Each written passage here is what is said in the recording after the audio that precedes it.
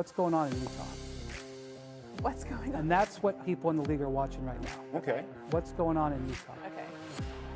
Donovan Mitchell, one of the best shooting guards and one of the best overall scorers in today's NBA. And he has officially been removed from the Jazz's untouchables board. A quick timeline.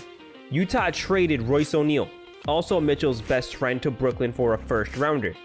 Brian Windhurst became a meme with some brilliant storytelling. The Jazz then proceeded to decimate the NBA trade market by swindling the Timberwolves in the Gobert trade.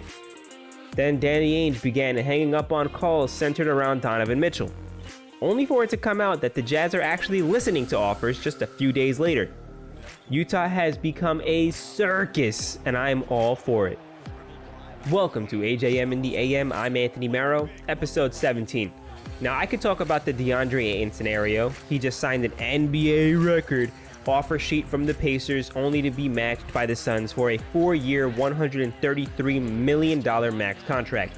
The NBA record thing is being so oversold, it'll be played out hopefully in a year or two. With the cap always rising, contract and offer sheet records will be made almost every year. Anyway, we need to talk about Donovan Mitchell. Spida, the Jazz's franchise cornerstone. Danny Ainge flipped on his Mitchell is untouchable stance in just days. The Jazz and Knicks are reportedly in aggressive talks to make a deal, but the Jazz asking price is astronomical. With the Timberwolves deal fresh in the minds of everybody in the NBA, especially trade magician Danny Ainge, why would he not reportedly be asking for the house? The Knicks do have 11 first-round picks through 2029, and some cap match players like Evan Fournier and expiring contract guys like Derrick Rose, some young players like RJ Barrett, Obi Toppin, and Cam Reddish. Now, many Knicks fans are hesitant to want to trade RJ or Obi. They love them, but they have the draft capital to make it worthwhile for the Jazz without losing Obi or RJ. The Jazz are reportedly more interested in doing a trade with New York, which makes sense. They have the most available assets and young players outside of Oklahoma City. But let's talk about the crown jewel of any trade from the Jazz. Donovan Mitchell is one of the best guards in today's game, bar none. Now, he does have some glaring issues in his game, namely his defense.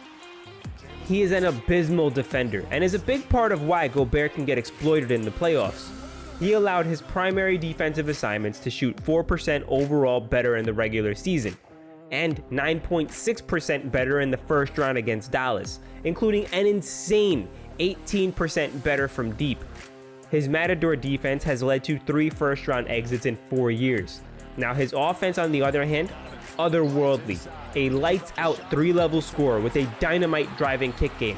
Somehow, Mitchell is the 7th highest points per game scorer in the NBA playoffs, behind names like LeBron James, Michael Jordan, and Kevin Durant. Despite being 6'1", his 6'10" wingspan and elite Euro step allows him to play a much bigger brand of offensive basketball. We can all recall the incredible shootout between Mitchell and Murray in the bubble. It was some of the most exciting basketball I have ever seen.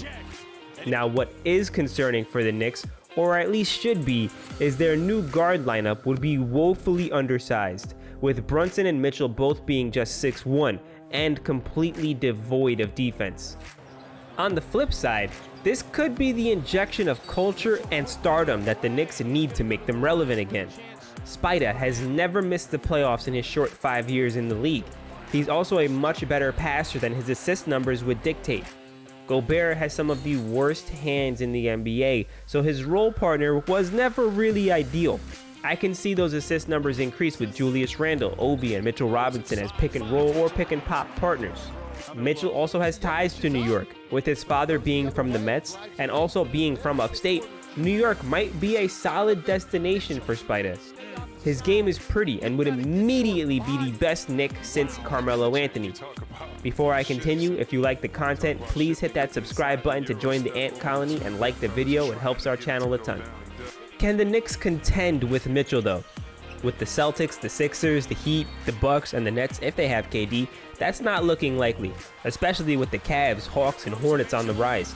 But they could fight for a play-in spot and maybe make some noise for other future free agents.